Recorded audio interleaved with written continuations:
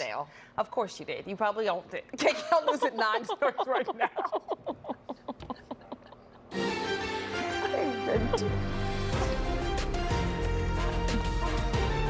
This is KCAL News Mornings.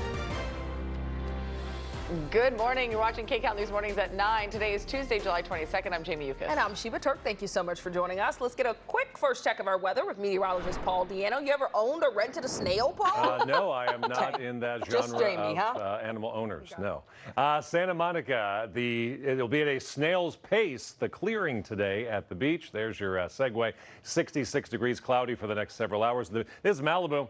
We got nothing in the Malibu Hills, nothing but low cloud cover and fog.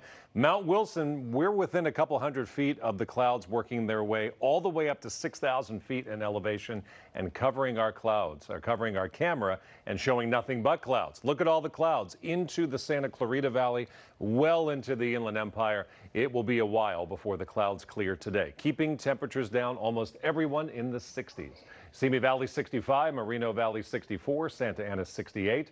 Highs up to 10 degrees cooler than average, 86 today for the Inland Empire, only 72 for our beaches with very late clearing. And Los Angeles today, only a high of 76. The average high is 83.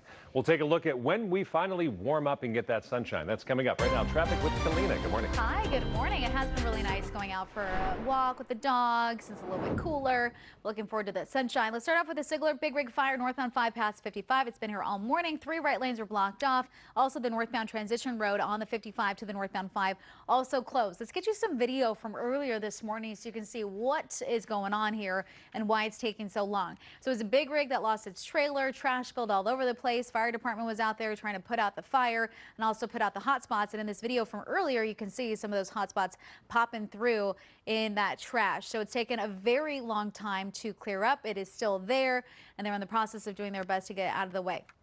Let's go back to the map so you can see the travel times for you this morning. Northbound will take you about 50 minutes from the 133 to the 55, and southbound traffic will take you about 26 minutes from the 91 to the 55. 55 is also slowing down in both directions, so give yourself some extra time there. In LA, I still have that SIG alert on the 5 southbound, and this will be here until at least 11 a.m. this morning. This is the transition road 5 south to the eastbound 10 that's closed because of another overturned big rig.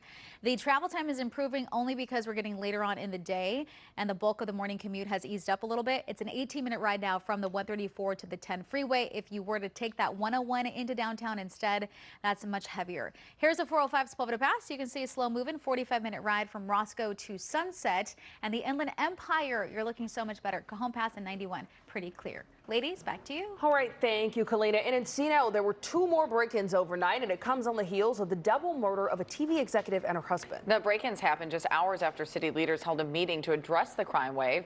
KCAL News reporter Amanda Sorrentino is at the scene of one of the crimes.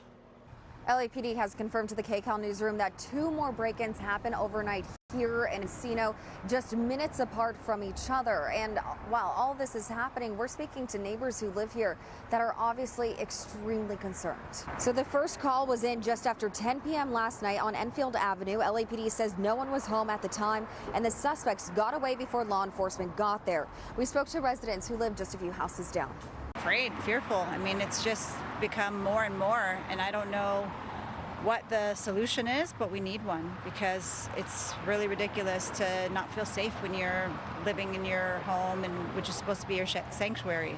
And these break-ins happening just blocks away from a community meeting happening in Encino as well, when hundreds of residents, police officers, and county leaders packed the community center, all just trying to make sense of a string of crimes that has people in this neighborhood fed up, frustrated, and understandably frightened. We got robbed 3 times in a row, 2 days before this happened in Encino. And what I want to know is, why does it have to take a death in order for us to have a meeting like this? All of this comes after the double murder of Robin Kay and her husband Thomas DeLuca, both shot and killed inside their own home last week. LA County DA Nathan Hochman at the meeting as well, telling of the crowd they are taking things more seriously with more teamwork between prosecutors and police. And police say they do recognize that while numbers show there is a drop in violent crime in the area, people still feel unsafe. But again, the decreases don't matter. There's still people being victimized by these crimes, by these organized burglary crews. And so, again, I want to make sure that you understand. I can talk to you guys about these numbers, but facts remain as we're still here and we're still fearful, and that's why this room is filled today. Police say what they are trying to do to make people feel more safe is get more officers out here, more ground patrols in the area, as well as more mounted units and more helicopter flyovers. But this community wondering what has to happen next to get more action taken. And in Encino, I'm Amanda Starantino, KCAL News.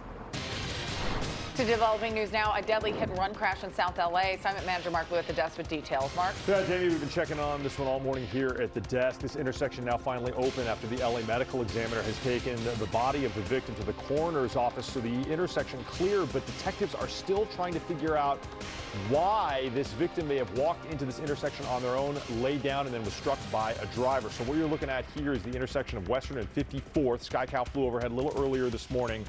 LAPD officers responded here at about 4 a.m. to the report of witnesses saying that a person had been struck and was now in the intersection. When they arrived, they did find a woman down there in the middle of the intersection. LA City Fire paramedics pronounced her dead at the scene. Now, the driver that apparently struck that victim did not stick around and left this intersection.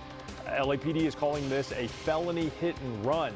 Now, witnesses described the victim as having walked out into that intersection on their own and then laid down before being struck by that car. It's unclear what that victim was doing at the time, but the LA medical examiner, you can see the van there. This is before the body was taken away. They now have that body for identification at the coroner's office, and detectives are now looking for security video to get a better look at the driver and car that struck that woman and then left the scene. The very latest here from the desk. I'll send it back to you.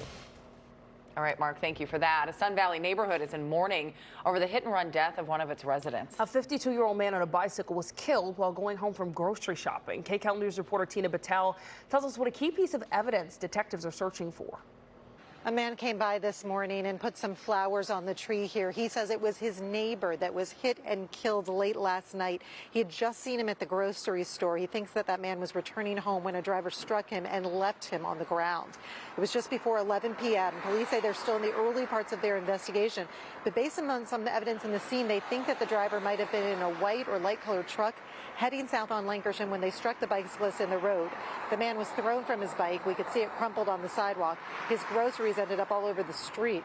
First responders came and took the bicyclist to the hospital, but his injuries were too severe. He was pronounced dead. He was 52 years old.